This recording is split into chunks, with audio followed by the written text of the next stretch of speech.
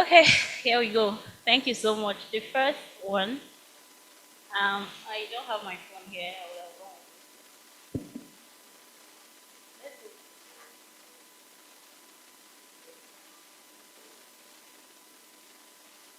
Okay, introduction. Here we are. As at 2021, when I became a virtual assistant, I had this belief that to become an assistant, what I needed was to know how to manage calendar, know how to respond to emails, know how to, maneuver the daily tasks that we have to do for our clients. But when I got into the role, I feel like I started working with clients who were challenging me earlier on. So that was one thing that helped me. And not like they were challenging me in a bad way. They were challenging me because they trusted that I could deliver what they were ensuring to me. So one time, I would say it was in my second month working with my first client, and she told me, "Hey, Favour, I need us to set up a Shopify store from scratch. I don't know about Shopify. What do you want me to do about that?" But one thing that I learned earlier was that you have to open yourself up to learning every single day as an assistant. So when she mentioned that software to me, I was like, okay, I don't know this software. I've never used it before because normally you will not tell a client that she's your first client. You don't do that. So for new VAs, don't tell a client you are my first client because now they are not going to overlook the mistakes that you make because now they feel like you're not competent enough and they are gracing like they are giving you that maybe they are trying to pity you to give you the work. So don't always be at the mercy of people. Don't do that for that aside. So when she mentioned that to me, I was like, okay, I can try.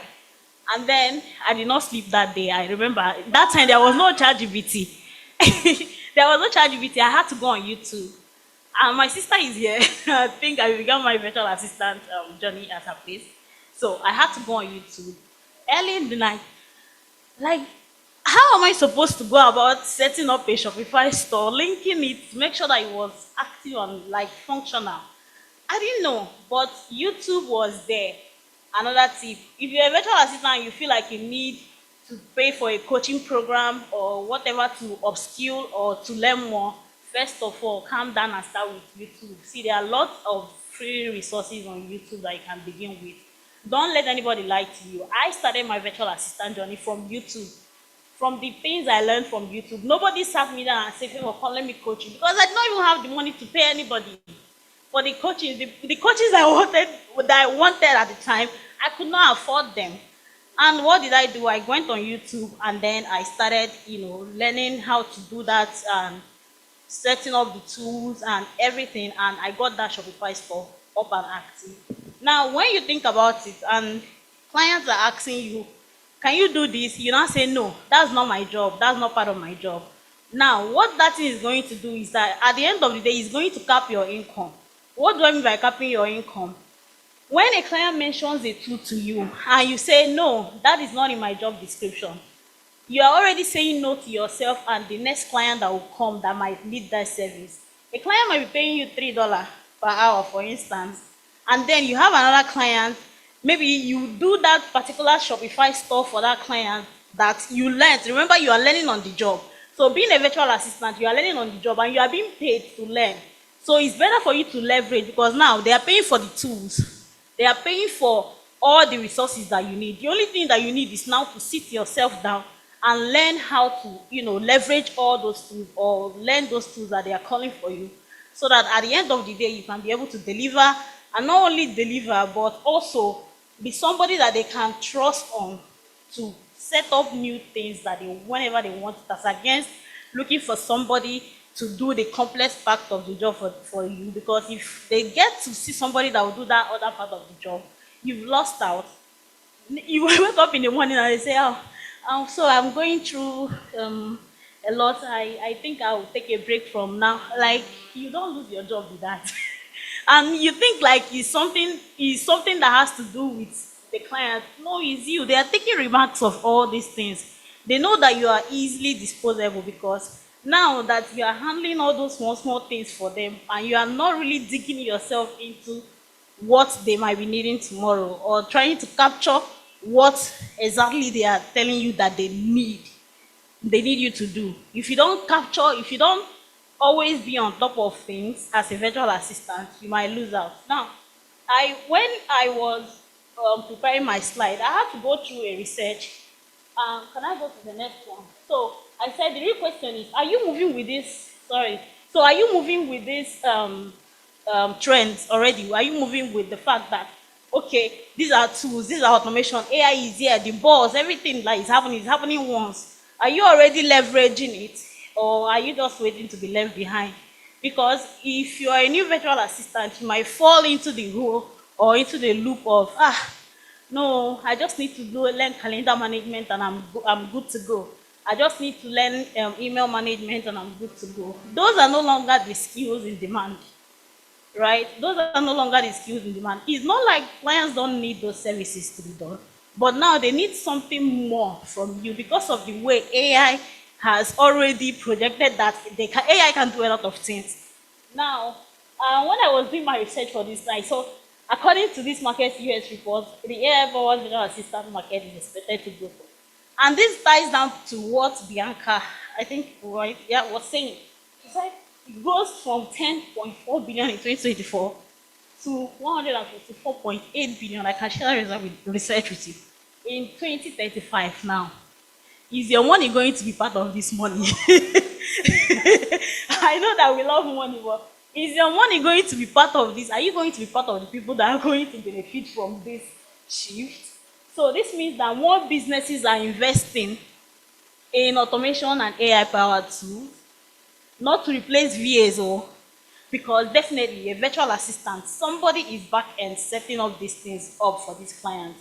So who are you going to be? Someone that will say, oh, I manage inbox, I manage, or somebody that can come in and say, oh, because you do it, because our inbox is like this, I can automate this particular process. And you automating that particular process does not mean that you lose your job. It means that you have to be at the back end managing these things, right? So now these tools are already handling scheduling, automation, and software integration, and clients expect VAs to know how to use them. So last 2 weeks or last month, my client sent me a message. She said, Favour, there is this new tool I want you to learn. It's called Motion AI. Now, I wish there was time. I would have included that in my slide, but let me tell you how that Motion AI calendar works. That calendar, you are going to tell it exactly what you want. It's going to create, like I say, okay, I'm working on a project for IgniteVAs, and this is what the project is about. I give it a description, a prompt of what the project is about. Do you know what that software is going to do? The software gives you stage by stage the different stages that the project is going to go through, the tasks related to each stage, organized in your calendar with the date, due date for each. If you say, okay, I want this project to be completed in June 2025, it's going to give you dates. Like, this task 1 is supposed to be completed by tomorrow. Task 2 is supposed to be completed by next tomorrow. Like that. It's already organized it in your calendar. Now, does that mean that I've lost my job? When I told her that, I said, she was like, I want to use this thing because I don't want you to be spending time managing the calendar, doing all those, like me telling you things to do, every things I want to do. I want to be able to put this thing in there and just not think about it. When she said that, I was like, okay, I think there is more to this too. She wanted to use it as a basic calendar that she can talk to, because you can use Siri. Tell Siri, add a task to my emotion as this. Siri does that because the software is already like integrated. You can integrate it with your Siri and stuff. So you just tell Siri on your phone, Siri adds that to your calendar. And now, what's the need for your virtual assistant if the client has that too? And now the problem is not that the client has that too. The problem now is that the clients don't have time to set it up. They also don't have that time to start learning those tools, how it works and all that. And now, when in the process of trying to learn how to check the calendar for that one, I now learned that I can automate the whole process of the project, from the task to the person you want the task to be assigned to, and then it will be added to those people, that person's calendar. So now, what's the use for a virtual assistant if I can prompt my AI to, write all those stuff for me, organize it in my calendar, send reminders when it's due. Like, why do I need a virtual assistant? If I'm going to be needing a virtual assistant as someone who is aware of this too, I'm going to be needing a virtual assistant who can be able to set this thing up for me so that I don't have time, figuring that too out. So let's go over to the next one.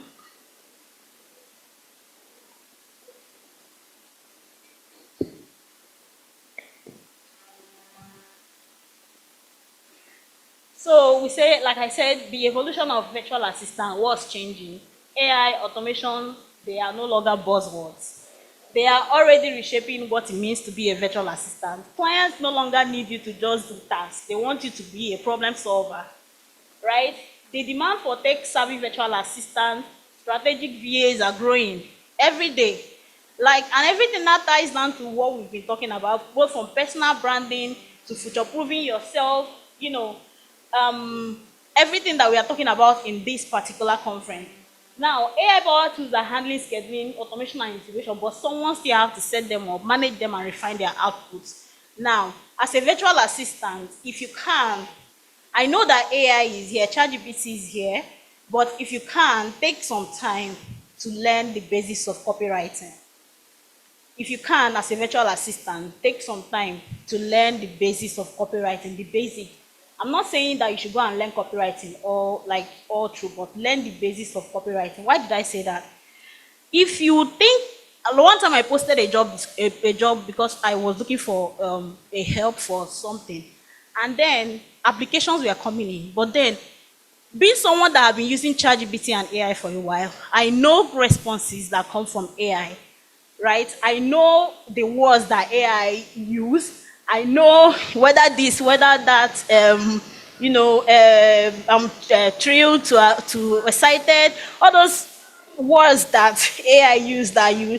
I was like, why are you giving me AI output? Like, what is it that you can do for me to solve my problem? Because this thing they choke me. They tell me, say, I can do this. Now, you don't do that. Like, just learn the basics of copywriting so that you can be able to know how to organize your words. Even when AI gives you an output, you can be able to refine it, add that human touch to it so that it does not look like, oh, this is just AI, like written all over it. So know how to learn copywriting so that you can be able to draft better emails. Now you can tell AI to draft an email for you.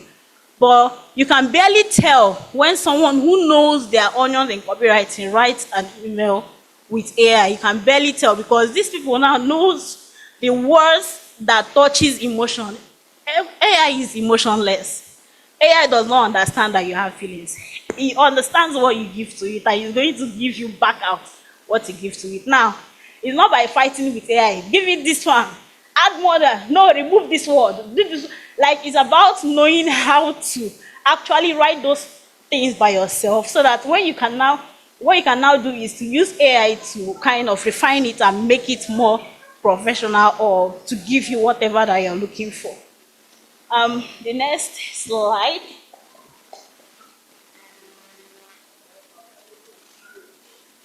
Okay, so what the human advantage, what VAs can offer that AI cannot offer. So I asked the question, I said, if AI is so powerful, why are businesses still projected to spend $154 billion on AI-powered virtual assistant by 2034?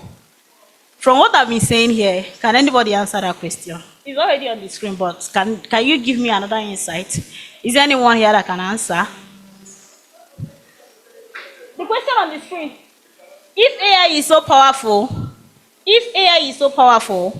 why are businesses still projected to spend $154 billion on AI-powered virtual assistants by 2034? Okay, the guy on blue first. The guy on blue.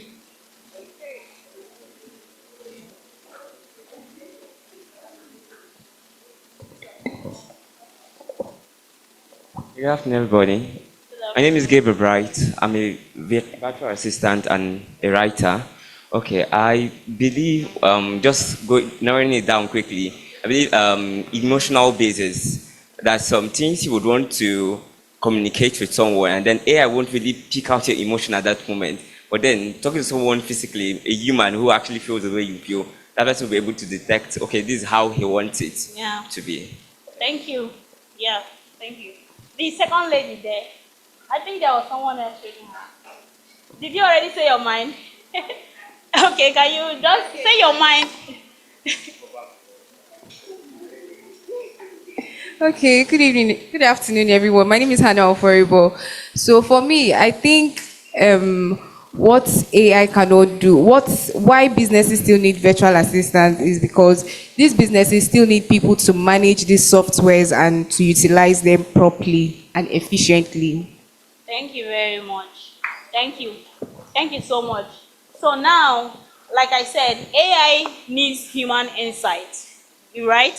AI still needs human insight. This creates new roles for VAs who can set up. Now, when we talk about trends and predictions, these are the trends and these are the predictions.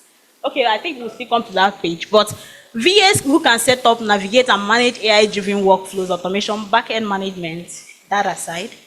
AI lacks emotional intelligence, critical thinking, and creativity. Businesses still need virtual assistants for high-touch strategic works. This opens new roles for VAs who can prompt and refine AI for content, customer communication, etc. So what does this mean for you as a virtual assistant? So you can choose to be a pro at prompting AI, setting up back-end, or both. Right? So let's go back to the next stage where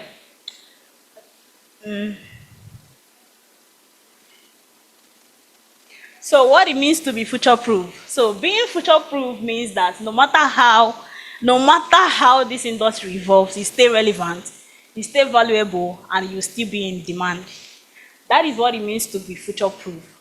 So when you say I want to be a future proof virtual assistant, you have to bet on yourself first. You have to believe that okay, I am somebody that can actually learn these things because they are no longer coming, they are already here. And they are not here to take my job, they are here to make my job easier. If you look at AI like that, then you will not be scared to start learning. I know that a lot of us will be like, I became a virtual assistant because I don't want to do any back end stuff, right? But then now it's falling on your laps for you to be a back end person. And not back end in the sense that you have to code, you have to do all those. You just need to know how to set up like simple automation rules, simple workflows that are easy, that makes your own life as a virtual assistant easy. So that because if you spend so much time managing calendar, doing inbox and all that, when AI is already here to take your job and AI is already doing all those scheduling, what are you going to do? Are you going to switch to a new career path? Are you going to cut and run? Because definitely it's getting it's getting tougher. Are you going to cut and run? No, you have to stand through it and you have to tell yourself that I am somebody that can do this thing. I don't have, and the thing is that with ChatGPT can give you like step-by-step instruction on how to set up any software, any tool. It can give you step by step. Like one time I was setting up something, I asked GPT, I think that was system e.io. I had to integrate the domains that we got and everything, make sure that everything was functional and stuff. Like AI walked me through that process. If I had any challenge, I'll just take a screenshot of that and paste it there and say, no, look at what I got from this. It will tell you, okay, no, do it like this. I'll say no. Like it feels like like GPT is now like my assistant, right? And it's helping me to do my work more efficiently. So now when you call those tools to me, I'll be like, yes, I can learn them. Yes, people are not paying me to do my work with AI, and it's fun because before I had to use YouTube, I had to spend hours on different, because you might see the stage one in this person's channel, the second person's the next channel, the person be like, and then you are like hit the nail on the head. Let me know where I'm going to, like, right? But then that video, you might watch like 5-10 videos about one thing, and you've not like gotten to the second page, and they are always like, you watch videos, But now AI, my own is now to ask AI, look at this software. Do you know about this software? I say yes. I say as an expert in this software, tell me how to set it up. It will give me step by step. Step one, go here, log in, go to the lab. Like it gives you every single thing. So now why are you running away from AI? If it's going to make your work easier and also make you to be somebody that can charge more, because now you believe that you can set up these automations that businesses need, or these workflows that businesses need or your clients need, why are you running away from it? Why do you think that you're somebody that cannot use AI? Why do you feel like it's a waste of time and energy for you to take some time apart to learn how these tools work? At some point, your income is going to be capped if you are somebody that is not always learning. And that's the truth. Because people that are always learning are going to take your job, whether you like it or not. So if me now I'm learning how to integrate AI into my work, and you feel like, okay, I want to be managing calendar. One day I can demand for $1,000 and they will give it to me. And you demand for $200, they will give it to you because you believe that that is what your service is worth, right? So at the end of the day, when you are learning these tools, you have to open yourself up to saying, this tool now me and you today.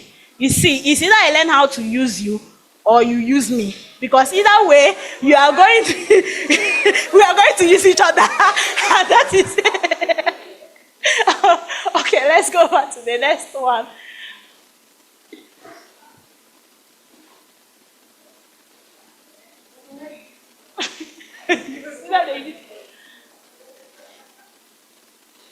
The last slide, I think I'm rounding off. What's going on? Okay. So the future of virtual assistant, the trends and predictions now. The VA industry is not dying, it's evolving, and the virtual assistants who adapt will thrive, the rest will struggle, right? So specialization will win. Basic general admin tax is fading. Let's all agree to that. They are fading, right? In as much as clients, if you go to Upwork now, if you've been looking for work in Upwork, and if you paid close attention to Upwork jobs as virtual assistant now, if you check the tags, sometimes they're adding automations, they're adding AI integration. Have you noticed it? Yeah. Now you are still applying. I will manage your inbox, I will save you. Like, do you understand? Now you're like, but if you learn these tools and you're not coming from the angle of, I know how to use automations to make work easier for you. Look, this is what I can do. This is how I can automate your system. This is how I can do that and do that. I know that it sounds vague and it makes you sound so like something that you cannot do, but you can do it. Just position your mind that whatever it is, and that is also why it's good to also have a community, right? Of virtual assistant or people that are doing like different things. Like, I've met like people that are like they are into automations, and now when I run into problems that AI cannot solve for me, when it comes to maybe I don't know how to prompt it, I reach out to them, right? I reach out to them and say, this is where it's choking me, please. Oh yeah, I'll come to my rescue. But then if you are always like you want to do it alone, I might not be somebody that is active online, but trust me, I have a whole lot of people behind me that I can run to at any time. And I met some of them in conferences like this. Victory, I met her in one conference that we attended together, right? So you having that community will also help you boost your confidence. Not only are you learning how to use this tool, but you are also building a support system behind you so that when it gets tougher than you can handle, you can reach out to them and they will help you, right? And then VAs will become tech integrators. Businesses need virtual assistants who can set up, manage, and optimize a lot of tools. When my client told me to set up Motion, and I told her, okay, I can do that. I did that calendar part. But then I understood that this particular Motion has more for us to kind of leverage or milk out the whole goodies in that software. I need to learn it a bit deeper than my clients thought how to use it. So I now prompted it with that project stuff. And it gave me everything, and everything was showing in her calendar. She was not like, Favour, we've completed this project. Why is it on my calendar? I said, no, I was just testing out this automation. She was like, what is it about? I now made a video for her. She was like, wow, so this thing can do this. No, you need to be at the back end to be on top of this thing, right? But then before you say that if I tell Hannah that this tool can do this, maybe she will not need me again. It's a lie. They will always need you, because those things, they need updating. Those things, they need management. Those things, they need like refinement every single time, mostly every week or bi-weekly or stuff, right? They need you at the back to be doing all those things. So why are you not positioning yourself as someone who is going to be at that back doing those things? And trust me, this thing does not take a lot of time. It does not take a lot of time. So once you are able to learn how these automations work, once you are able to learn how these tools work, you can then be able to say, no, I've hacked it here. And that saves you a lot of time, so that you can take on a lot of another client that can even pay you to use that tool more than the person that you even helped to set it up for. So when I said I helped the client set up a Shopify, that time I was charging, let's not talk about rate, but but it was pretty low, right? And then after I set that up for her, the next client I wanted to work with asked me, do you know how to set up? Immediately I set that thing up. I went to my Upwork profile. I added it there. Oh, Shopify setup and optimization. I wrote it there like straight. So now clients are now reaching out. They say, you can set up Shopify, right? Yes, I can set it up, because and now the rate I'm charging this person that I'm working with, and the people that are coming in, like, it's not going to be the same, because now I have a knowledge of this too, and then I learned it free of charge. Let me say free of charge, but I was paid for it. Because if you want to set up Shopify now as a virtual assistant, for example, you have to pay for the premium, and you have to pay for the integration. You have to like buy it. But now, just imagine that a client is paying for that software, and then you are counting your hours while you are doing the work, and they are paying you for that work. It's not like you are going to be lazy to be counting hours and just not doing anything. No. But even if it's 5 hours and they pay you to even learn how to use that tool, it's something. And knowing that if you are charging this person 2 naira to do this particular one, next person that is coming, I'll charge them 5 naira, because now I have experience with this thing.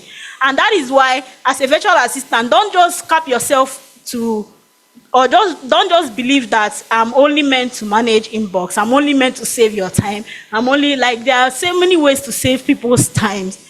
And if you are not somebody that can say, no, don't do that, let me do it for you. I will automate it like this, and I will manage it. I'll make sure that it does not run into any bugs or anything at the back end. Then why not? It's a fair business, right? So please, can I get my slide? So the VA industry is evolving, and those who stay ahead will be the ones to adapt, specialize, and offer value. Businesses still need human support. Become that human.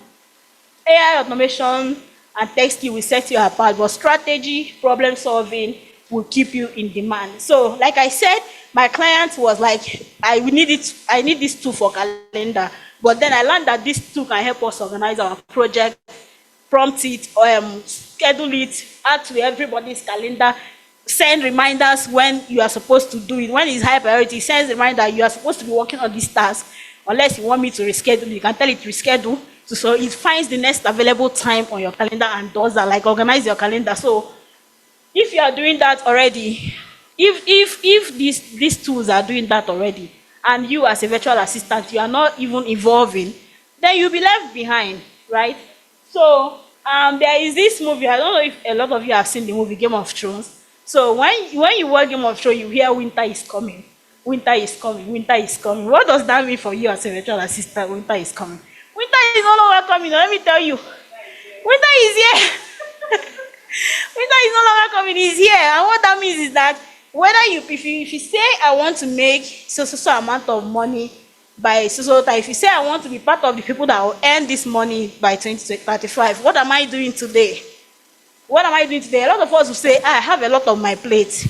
That's why I cannot be able to learn more tools. Anything that will make you, any job that you are doing that is not allowing you more time to learn and invest in your personal development, run away from that job. I'm telling you, run away, because at the end of the day, that client will leave you, and then you come back to the job market to see that you have been left behind and you've not like advanced in any skill set or stuff, right? So, for example, you are doing appointment setting, and the only thing that you are doing is make phone calls and all that. And you say you don't want to spend more time to learn about all that. You want to die on making phone calls for people. You want to die there? No, I will not allow you to be that person. So that's what we are saying in this conference. While you are doing what you're doing, map out time for your personal development. Map out time to look up these tools. Some of these tools up here, make.com, Notion AI. There are lots and lots of them that you can learn just by typing them on ChatGPT and say, ChatGPT, tell me more about this. Tell me everything that this particular tool can do. It tells you what it can do, tell you how to set it up in case you want to try it. And a lot of time, most clients don't even have the time to learn this thing. They know this tool on the basic level where they just want to use it and do their daily this now, just go, right? But then if you are someone that will take out 10 minutes, 15 minutes every night after work and just go back into that tool, learn, just play around, don't go and spoil anything. Control Z is there for you. Control Z is there for you always. Don't forget that. Control Z is there for you. Learn how to use these things so that they can work for you and you spend less time trying to be behind the scene doing stuff for people when you can automate those things and be sleeping. And then your work is going, or you can decide to work on other things. There are so many projects that you can venture into. There are so many things that you can do with your time, as against just sitting behind the screen for somebody else. And in as much as you want to be behind the scene for them, also be behind the scene for yourself. And now, when you think about it, who are the people that are going to earn more from this? Because in the market, there are still going to be people. There are going to be bigger people, and there are going to be smaller people. So don't downplay yourself. And don't say, I don't have time to learn. There is always time for you to, anything that you love, you map up time to learn it, right? And so far, something that is bringing you money, you don't have to negotiate learning more about it. Because if you learn more about it, if something is giving you 1 naira today, let me tell you, 5 years from now, if you don't grow, it will give you 1 naira 50 kobo. But 5 years from now, if you learn more about that thing, invest more hours in learning them, you can charge 10 naira, 100 naira, right? And there is no cap to what you can learn. So, like I said, winter is not coming, it's already here.